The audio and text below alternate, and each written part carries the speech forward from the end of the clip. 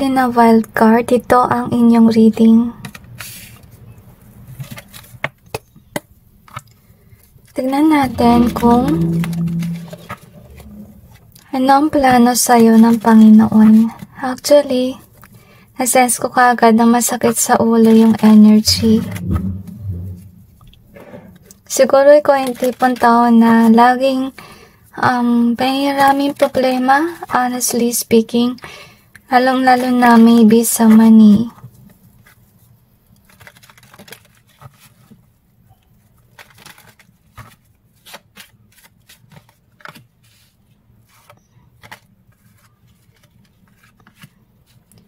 Iwasan mo na maging lustay sa pera.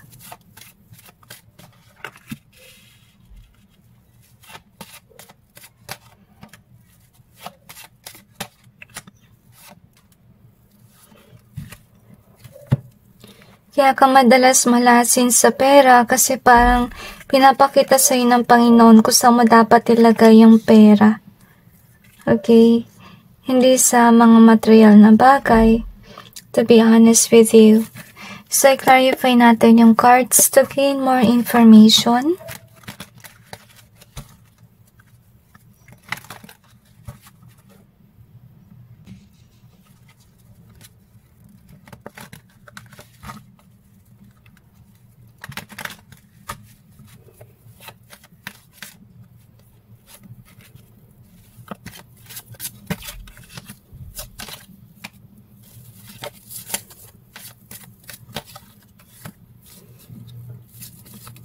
Nasense ko yung sad energy.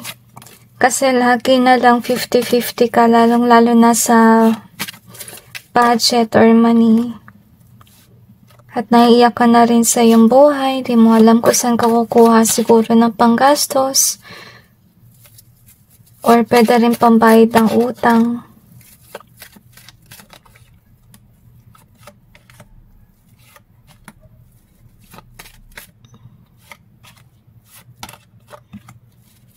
Pinapakita talaga yung overindulgement, okay? So, iwasan mo yun. So, anyway, let's see what we have. So, we have the light and this one. So, nalulungkot ang Panginoon kasi so far, ginagawa naman niya, ginaguide ka niya ng dapat mong gawin. Pero, ang iba sa inyo, baka kayo nagugoyo or pwedeng na-impluwensyahan. To be honest, kaya nangyari niyan, nalustay mo yung pera sa mali. Kasi maybe you're confident na patuloy yung trabaho mo, lagi ka may project, lagi ka may pinagkakakitaan. So, wag mong iisipin to guys. Kasi may darating din naman sa point ng buhay natin. Hindi naman natin maiwasan yan na bilang may COVID, diba? Nangyari, nagsara yung ibang mga negosyo, yung ibang company. So, huwag mo itong iisipin lagi kasi kakaisip mo na may pera pa naman, may ganito at ganyan pa naman. Yun dahilan din kung bakit ka din tipong tao na pagka-resibo ng pera agad pong nilulustay kasi you think there's always forever, income. So, yun yung dapat mo rin matutunan. So, yun yung nangyari, may work ka nga, pero yung money, nawawala. So, matuto ka sana mag-save ng pera. At kung may bibilin ka man, yun dapat mo talaga na kailangan. Kasi ikaw rin yung mamamroblema kapag may emergency. Ito actually napapasin ko sa mga tao, lalo na kapag ganito yung pag-handle ng money na madalas may kamalasan nangyayari. Kasi nga, pinapakita ng Panginoon na kailangan mo mag-save ng pera for emergency purpose. Tapos, minsan din, kapag may gusto kang tulungan na tao na may problema, wala kang mabigay kasi, wala kang nalaan ng pera for that. So, payo ko lang sa inyo guys, na kapag sasweldo ka, try mo yung envelope method ng pagbabudget ng money. Makakatulong yan guys. Para may mga nakalaan ka na ng pera sa mga bagay-bagay. So, kung ikaw yung tipong tao na mahilig tumulong sa kapwa, di maglagay ka ng pera dun para sa charity. Okay, so anyway, ito yung gusto mangyari ng Panginoon na wag ka mapalayo sa Kanya para sana hindi ka magoyo ng mga bad influence sa iyong buhay, honestly speaking. Kasi I kinda like feel na mabuti ka naman tao, honestly speaking, malapit ka sa Panginoon. Pero nalulungkot ang Panginoon kasi madalas mangyari dito is nauuto ka or pwede nangyayari na ikaw ay parang nayayaya ng barkada or natutukso. So, sana you learn how to say no sa mga tukso na yan para din yan sa ikabubuti mo, to be honest with you. Kung magkaroon ka man ng partner, guys, make sure na hindi yung partner mo, hindi niya hinihigop yung iyong money. Honestly speaking, yung partner mo dapat supportive sa'yo at hindi rin lustay, to be honest with you. So, we have the shield here. Ibig sabihin lang nun na hindi pa nabigay ng Panginoon yung kanyang blessing sa'yo 100%. Kasi gusto ng Panginoon na makita ka that you are learning from your mistakes. Makita niya na nagsisave ka ng pera at hindi mo nilalaan sa mga maling bagay yung pera mo. At saka palang bubuhos yung biyaya kapag, you learn how to handle your money properly. So, yun nga, iwasan mo yung mga material na bagay. Kasi guys, kapag nilalagay mo sa mali yung pera, yun nga, minamalas ka. Lalo na sa kalusugan. Kung hindi man ikaw, maybe, malapit sa'yo yung malasin para ipakita sa'yo ng Panginoon talaga na kailangan mo maglaan ng pera sa emergency. Okay? So, yun dapat mo rin malaman. So, we have the voice being here. So, I kinda like see na yung mga taong mag-guide din sa'yo ng tamang paraan kung paano i-handle ang money. Pero sana makinig ka sa kanila, guys. So, you have the confinement and beautiful. So, gusto sabihin ng Panginoon na you really need to learn how to discipline yourself. Honestly speaking, if ever you're someone na marami kang gastos, dahil maybe sa mga beauty products or so forth, I kinda like feel na it's now time for you to discover new things. Yung tipong hindi ka gagastos ng malaki para lang magpaganda.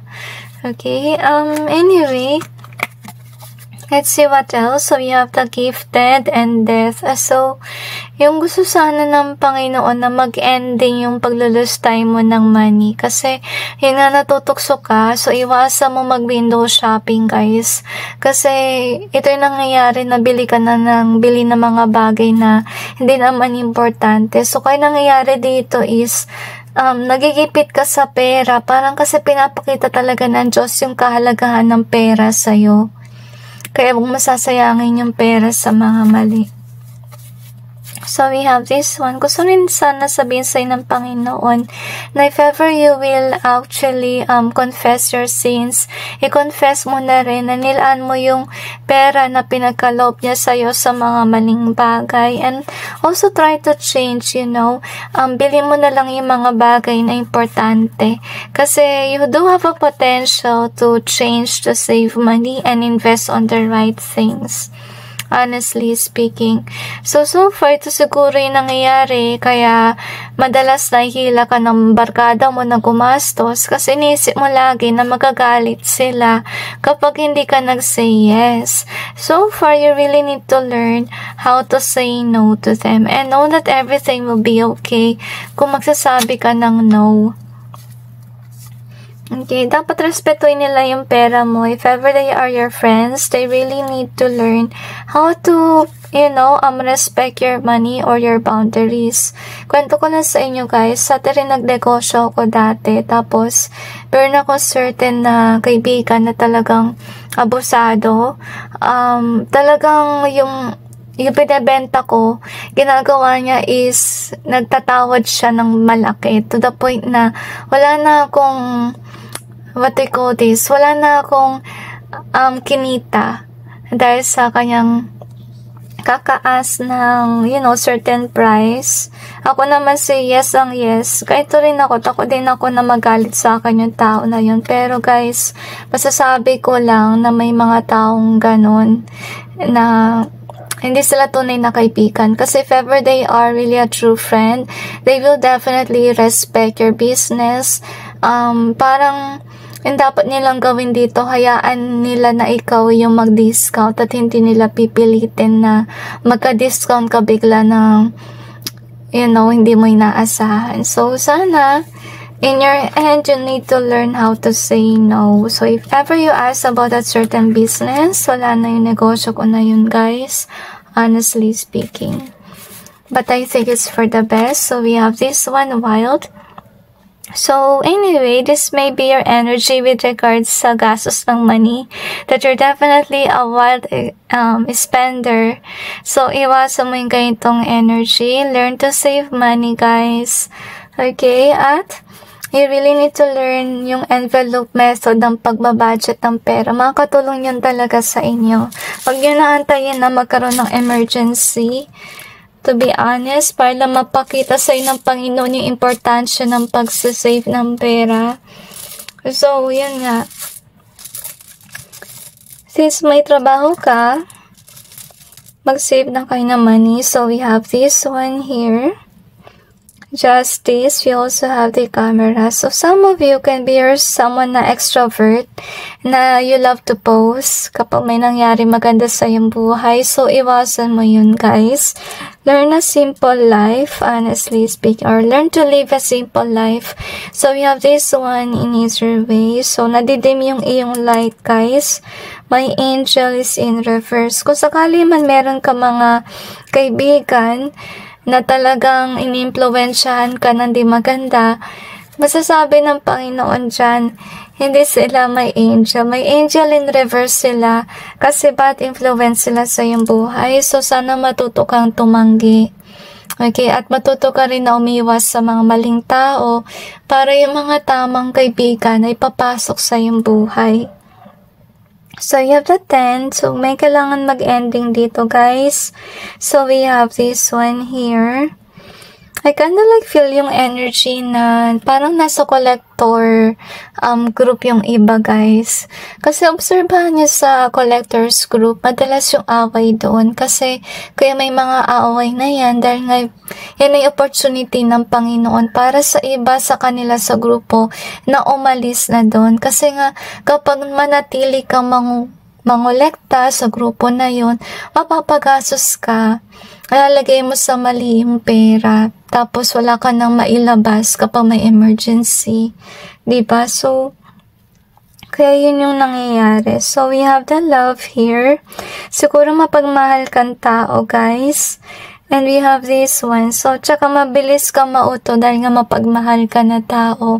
Mahilig kang mag-people please, iwasan mo yun. Kasi may tao sa iyong buhay na hindi maganda yung pag-uugali. Naalala ko talaga yung storya ko dito. With the crab being here, na meron ka na pala masamang kaibigan na, parang instead na suportahan ka, inihila ka pa niya pababa. So, sana yung barkada mo hindi ganon, guys. Okay? Sana hindi sila hadlang sa iyong pag-asenso. So, let's see what else do we have here.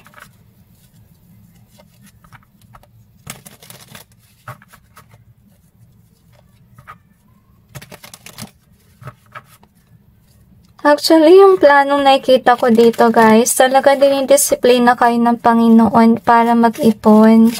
So, sana wag kayo magalit sa Panginoon sa mga nangyayari sa iyong buhay. Dapat makita mo rin yung nangyari, yung ginawa mo. Wag lang laging sisi lahat sa Panginoon.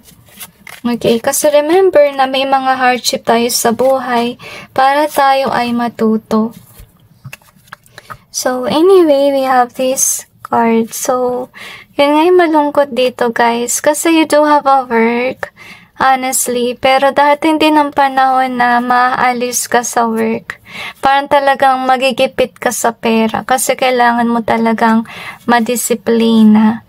Okay? You need to learn from your mistakes, honestly speaking. So, yun nga. Yun pa naman sa inyo, after that work, magkakaroon ka uli ng trabaho, honestly. Pero parang yung work na yun ay mabigat, to be honest. Parang hirap kang mag-ipon, parang feeling mo wala kang future sa work na yun. So, meaning lang nun, kapag may work ka sa ngayon, kapag nawala yung work na yun, yung susunod mong trabaho, hindi ganun kalaki yung iyong kikitain. Okay? Kasi, parang kang dinidisiplina talaga ng Panginoon. Kasi, remember, sa ganitong halaga na meron ka dati, maganda, masagana, saan mo nalagay yung money, sana nakaipon ka na, and so on. So, dito ka magkakaroon ng realization sa susunod mo na work, yung kahalagahan ng money, pagbabudget, and so on.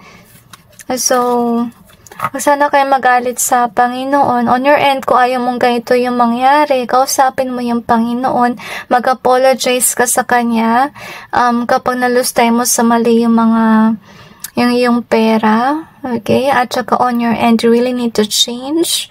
You need to buy only the things that you need, okay? Needs muna, wag yung wants, yun yung dapat mong isipin din. At matuto ka na mag-ipon ng pera para na rin sa iyong future at sa emergency. So anyway, that's it guys, and God bless all of you.